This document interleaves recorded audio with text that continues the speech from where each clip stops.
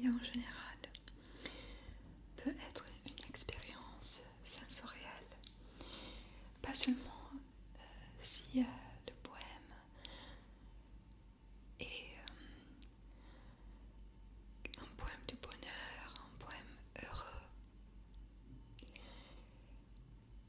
même dans l'atmosphère gothique, les émotions, parfois la tristesse, la mélancolie, on peut trouver des expériences qui sont sensorielles, qui sont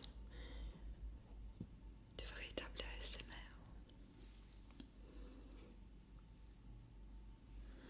Et voilà le deuxième livre, et cette version en français de La Fille Mouette.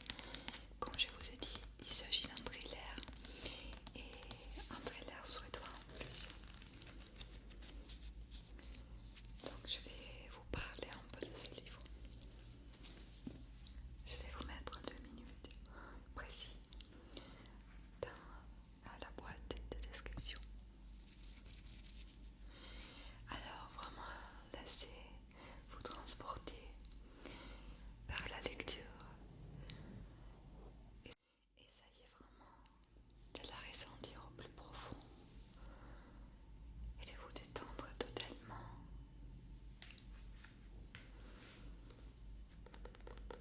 On peut commencer.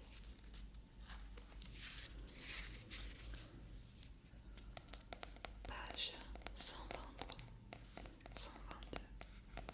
Spleen. J'ai plus de souvenirs que si j'avais 1000 ans. Un gros meuble à tiroir encombré de bilans, de verres, de billets doux, de procédés romances avec de lourds cheveux roulés dans des guidances. Cache-moi des secrets que mon triste cerveau. C'est une pyramide, un immense caveau qui contient plus de morts que la fosse commune. Je suis un cimetière abhorré de la lune, où comme de remords se traînent de longues vers qui s'acharnent toujours sur ma mort la plus chère. Je suis un vieux boudoir plein de roses fanées, où gît tout enfouillé de modes surannés, où les pastels plaintifs et les pâles bougies seuls respirent l'odeur d'un flacon de bougie. Rien n'égale la longueur des boiteuses journées, quand sous les lourds flocons des neigeuses années, les nuits, fruits de la mélancolicité, prennent les proportions de l'immortalité. Désormais, tu n'es plus en matière vivante qu'un crâne entouré d'une vague épouvante, assoupi dans le fond d'un Sahara brumeux, un vieux sphinx ignoré du monde insoucieux, oublié sur la carte et dans l'humeur farouche, ne chante qu'aux rayons du soleil qui se couche.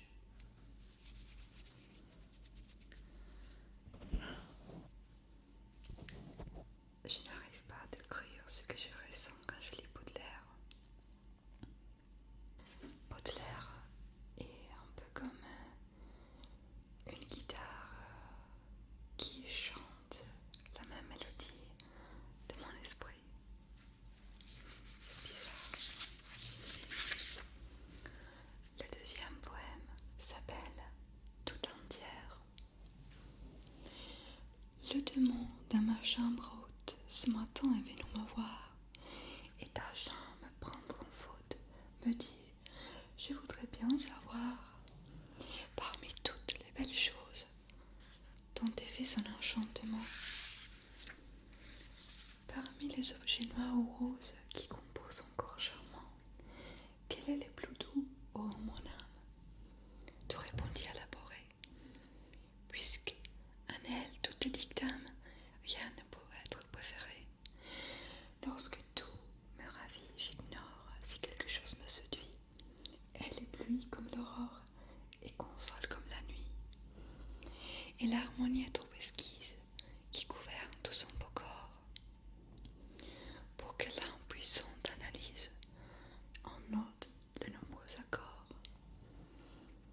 Ô métamorphose mystique, de tous mes sens fondus à un. Son haleine fait la musique, comme sa voix fait les parfums.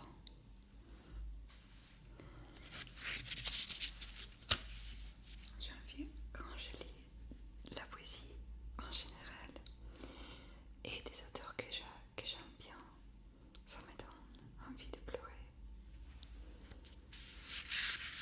C'est le mystère, je pense, de la littérature, de la poésie. Et je trouve que Baudelaire est l'un des auteurs les plus connus, les plus appréciés aujourd'hui, surtout pour ses atmosphères et parfois oublié en fait, parce que tout le monde le connaît, vous savez. Il y a tellement d'auteurs qui sont cachés, qui sont comme des pierres fantastiques, des cristaux qu'on doit découvrir peu à peu, des trésors. Alors, le troisième poème s'appelle L'amour et le crâne. Vieux cul de lampe, le cul de lampe est une vignette gravée à la fin d'un chapitre dont la forme triangulaire rappelle le fond de lampe d'église. L'amour est assis sur le crâne de l'humanité, et sur ce trône le profane, au rire effronté, souffle gaillement des boules rondes qui montent dans l'air comme pour rejoindre le monde au fond de la terre. Le globe lumineux et frêle prend un grand essor, crève et crache son âme grêle comme un songe d'or. J'entends les crânes chaque boule prier et gémir. Ce jeu féroce et ridicule, quand doit-il finir? Car ce que ta bouche cruelle éparpille en l'air, monstre à ses sens et ma cervelle, mon sang et ma chair.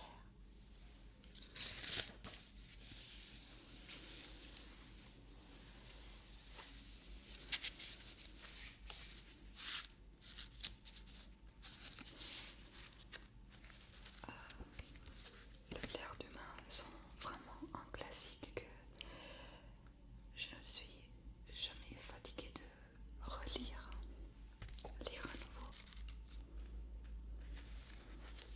Donc, vraiment fantastique. Je n'ai pas fait une lecture comme ça depuis des années, donc si vous l'avez apprécié, vous pouvez me dire, laisser un petit message, un petit commentaire, et j'en ferai plus de vidéos comme ça.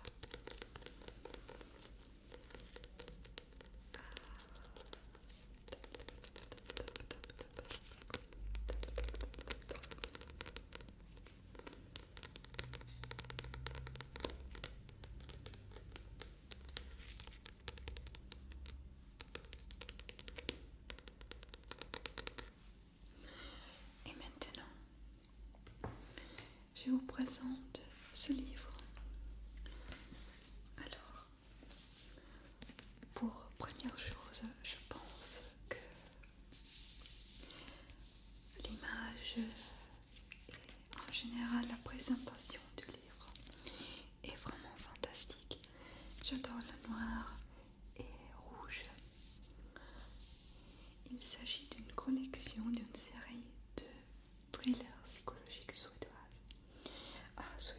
qui, en français, ont été publiés par Actes Noir, Actes Sud. Donc c'est La fille mouette de Jord N. Rosenfeld, roman traduit de suédois par Rémi Cassagne. Je n'avais jamais lu quelque chose comme ça, un thriller, et je vais vous lire la description. Bien évidemment, il est un livre un peu fort, extrême même, une histoire noire, vraiment petite ville au cœur des forêts du Värmland, la famille Karsten est sauvagement assassinée dans sa propre maison. L'enquête est confiée à la brigade criminelle et prend une tournure inattendue lorsque la police découvre qu'il existe un témoin.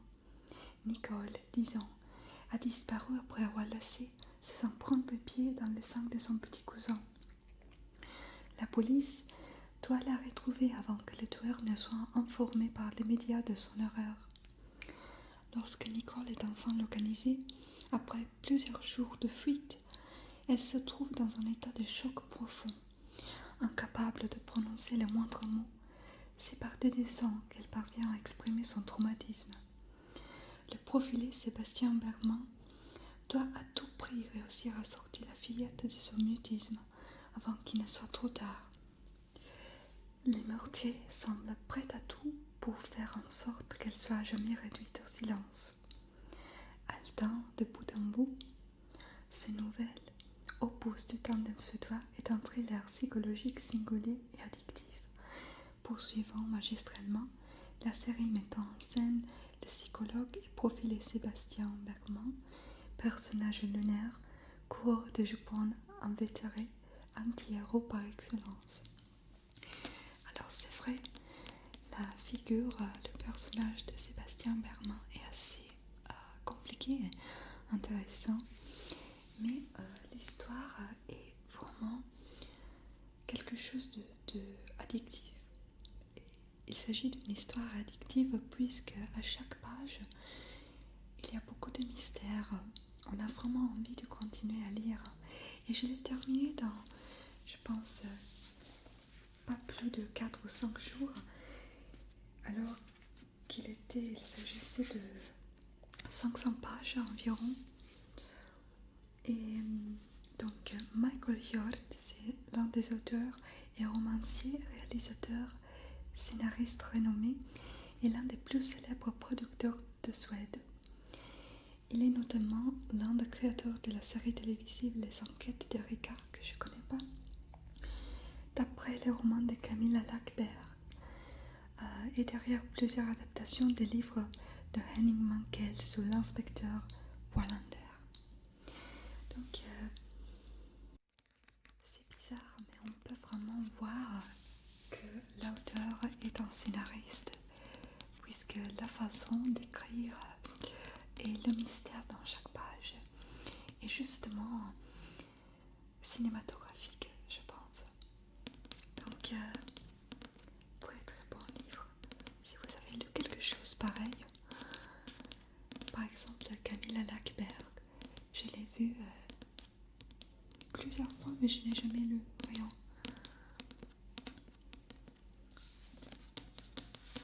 Donc si vous aimez ce genre de livre, c'est fantastique, vraiment. Et j'ai acheté cette copie parce que j'aimais vraiment la couverture et tout.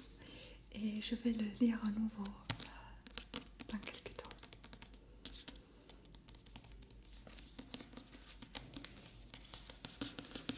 Et en plus, une lecture en français, je n'ai pas du mal à entendre la traduction. Il était un plaisir de lire en français en fait.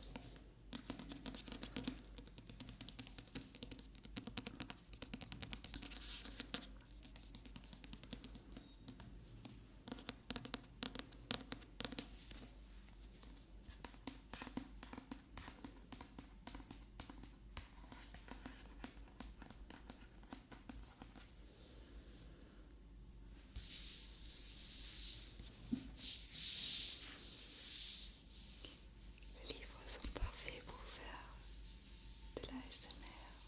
On peut lire le texte dedans, on peut tapoter sur la couverture.